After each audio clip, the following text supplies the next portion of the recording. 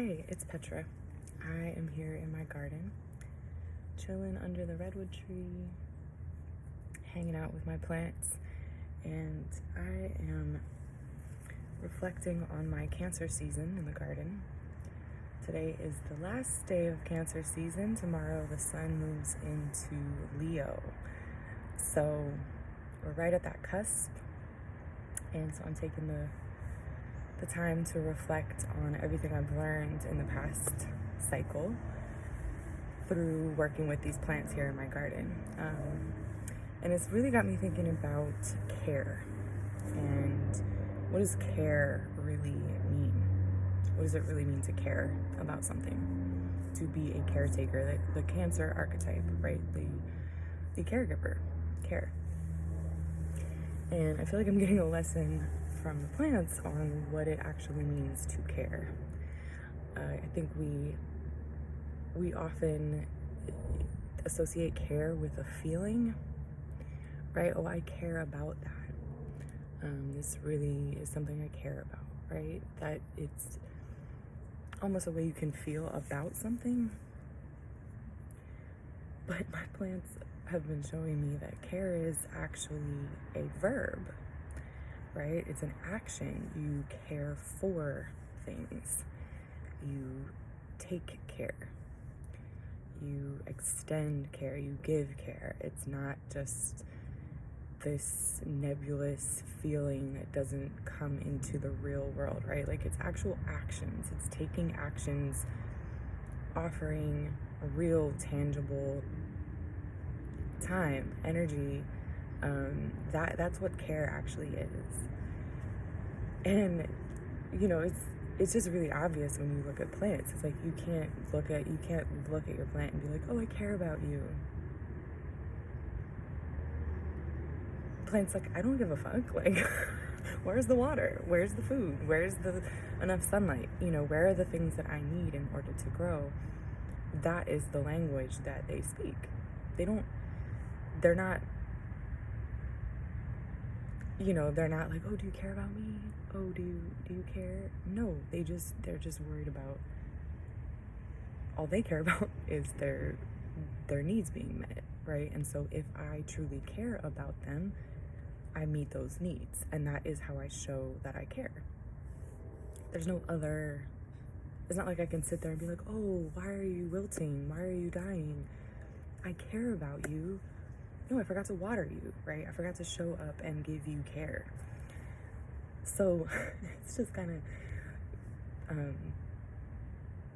schooling me on what it actually means to care. And it's something you do, not something you feel. And even in the way that they have progressed since Aries season. My plants, I started a lot of plants by seed in Aries season. So you plant seeds in the beginning of spring when the light starts to get, seeds you need at least 12 hours of light to really be growing stuff. So the growing season starts in March. And there's this action in Aries season of everything just bursting out, right? It's the beginning. They're just the very first leaves.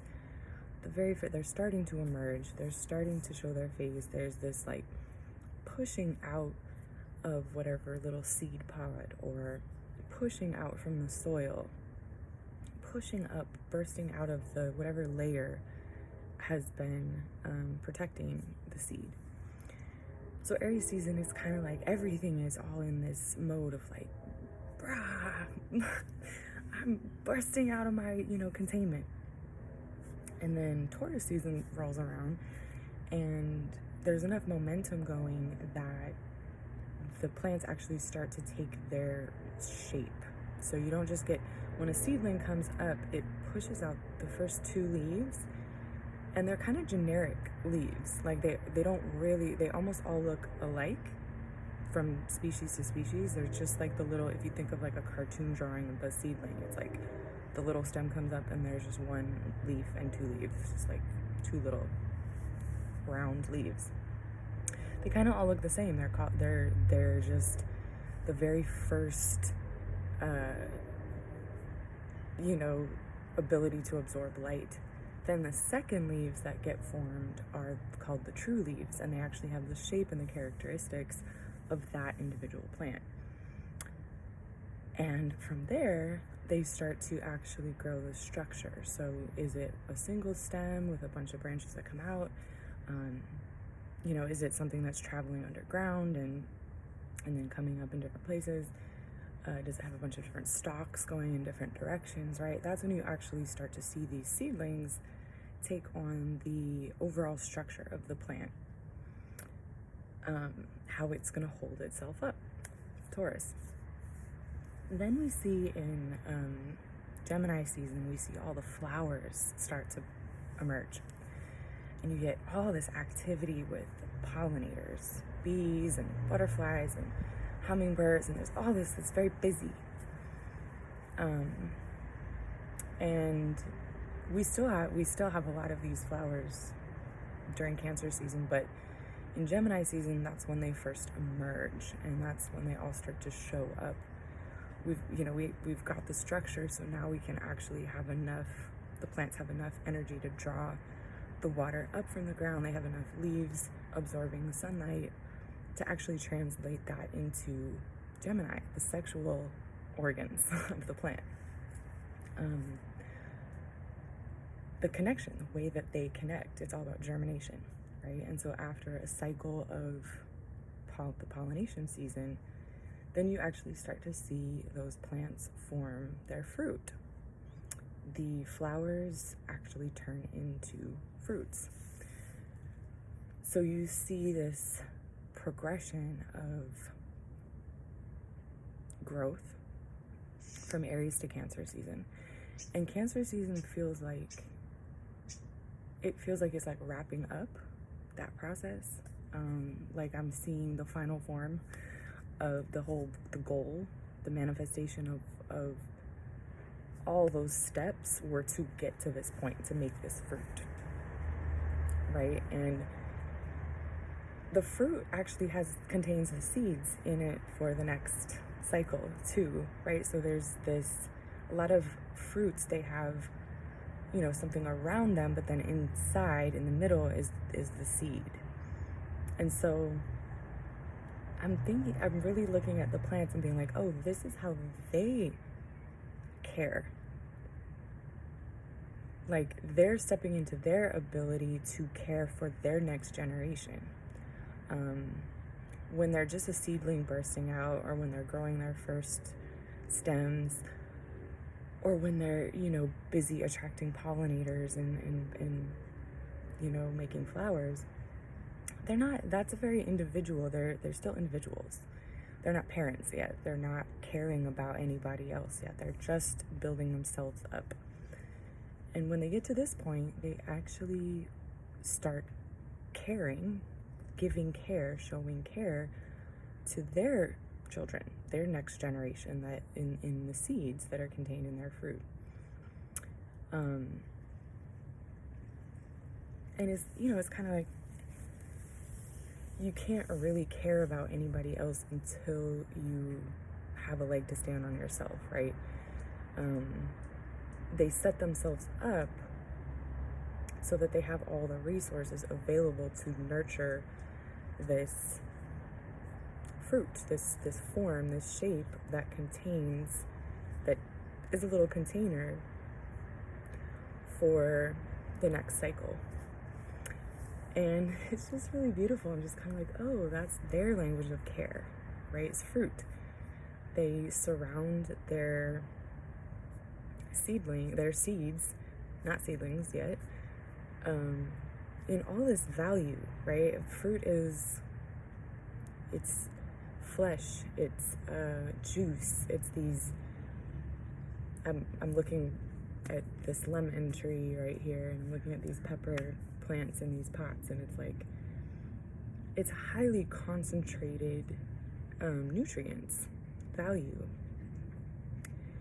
And they put a lot of effort into that, right? They made that, they grew it, they had to invest in themselves for 3 seasons, for 3, moon cycles, Aries, Taurus, Gemini. They had to build themselves up. And now they're able to step into this role of creating a little realm within themselves. Like, they're the tree, but then they have all these lemons, and in the lemon tree contains a bunch of little, like, potential lemon trees in each lemon. And so I'm thinking about that archetype, right, of Cancer and the number 4 and the stepping outside of yourself that happens when you become a caretaker, right? You're responsible for creating a realm that can support life within you, within your realm. And the number 4, right? So if you think about the number 3, Gemini, right, being like the individual, like 1, 2, and 3 is like setting up your individual realm, who you are, your reflection, and then your experience, Aries, Taurus, Gemini. Then when you get to Cancer season, then it's like, okay, now I can actually step outside of myself and look at what does this smaller being need? How can I provide for their needs?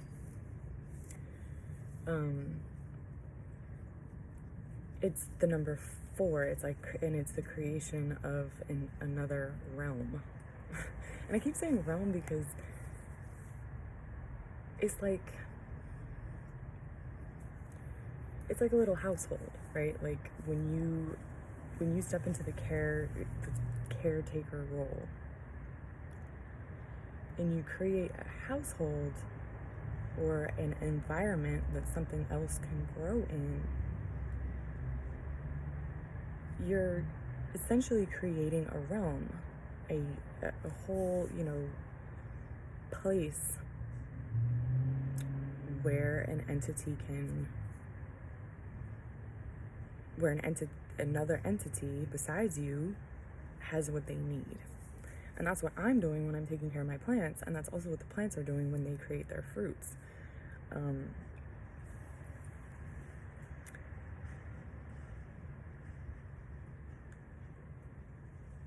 And it just feels different than how we as humans think about care. Like, how many times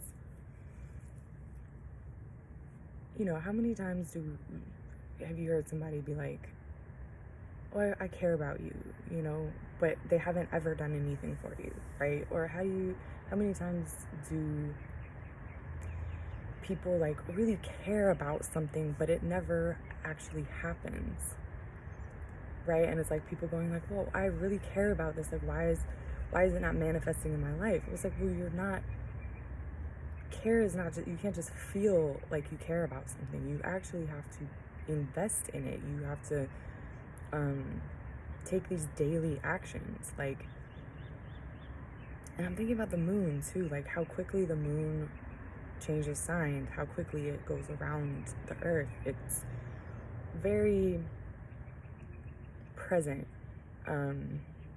Checking in daily, right? It's like if I don't check in my plants every couple of days, if I don't offer water. Oh, and that's really interesting. Like, so basically, when you water a garden, you are imitating the water cycle, right? You're taking the water cycle into your own hands as a gardener. I am functioning as the water cycle. Like, I'm the rain. My hose and my watering can is the rain in my garden. And what entity is regulating the water cycles of the planet? The moon.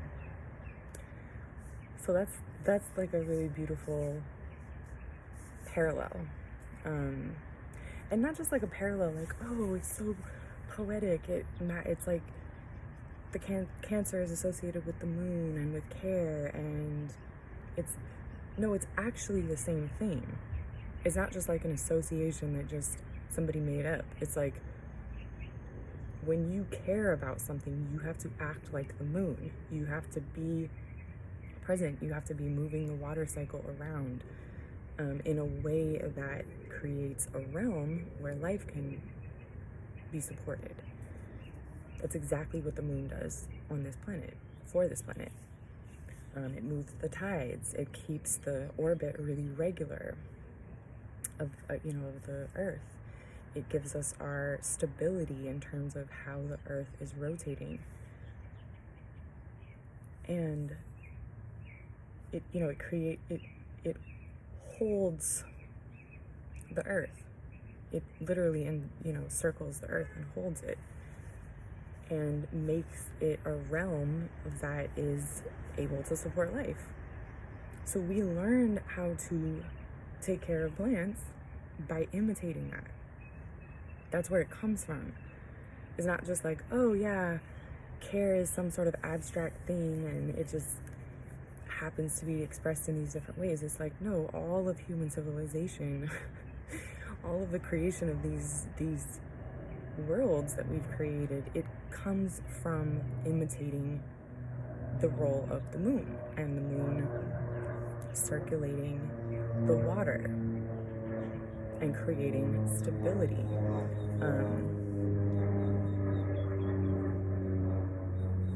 Wait for the airplane.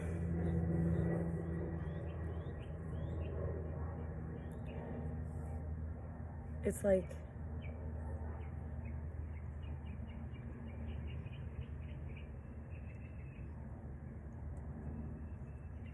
it's like that moon Cancer caretaking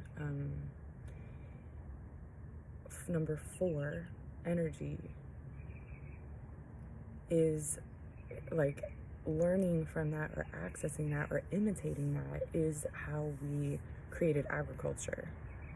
We literally redirect water to where we want it to go on the timetable that supports the life that we want to grow in that place. So anytime you step into a caretaker mode, you are imitating the moon.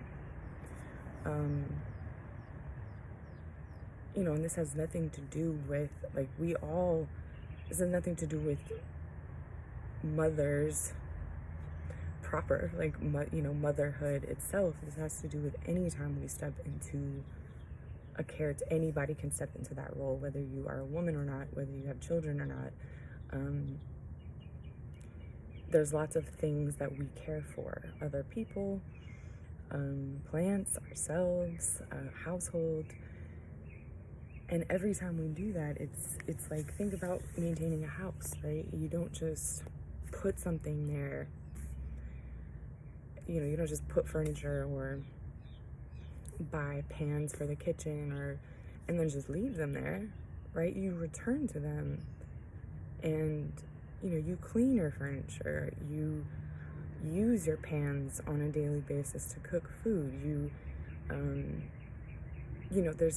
It's like, in order to maintain a household, it requires all this activity, this repeated activity, circling back around activity in order to generate that internal space that cares for you, right? That supports you, that makes you feel at home. It's like the plants were just individuals until they started to grow their fruits, and the fruit itself is a little home for the seeds.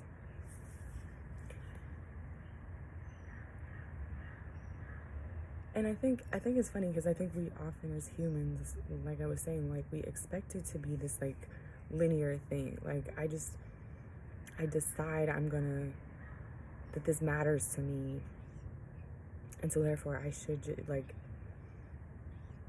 just be able to have it, instead of recognizing that anything you want to create, anything you want to take physical shape and form, you have to return to it repeatedly over and over and over again.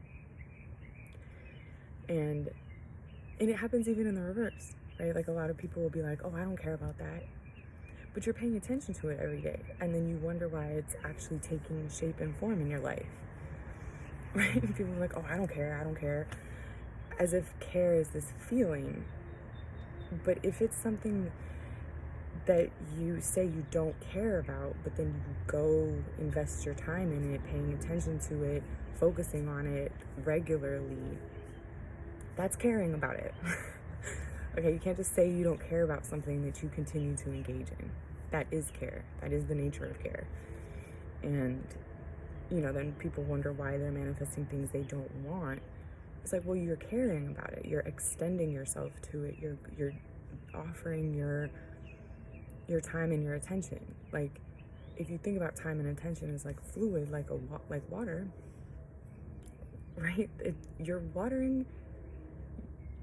Why would you water something you don't want to grow? Humans do that all the fucking time. Like, oh, I don't care, insisting I don't care about it, but continuing to water it with your time, your attention, whatever. Like, yeah, yes, you do care about it. You are caring for it. It's an action. It's not a feeling. It's not how you feel about something.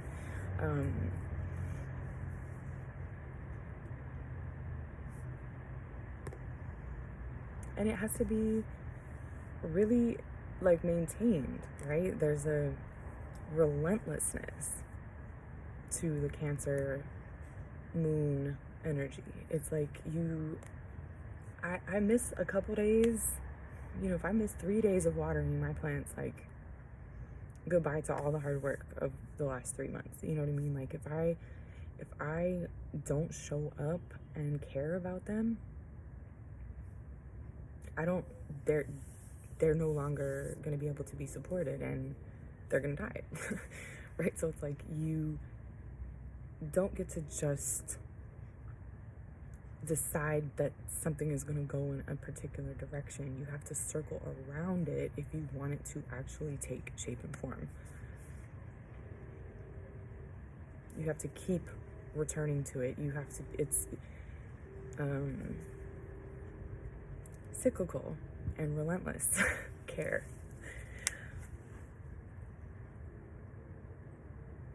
Which is why you have to have reserves to be able to care, right? You have to be standing on your own 2 feet. You have to have enough time to spare. Like, if I can only support a garden growing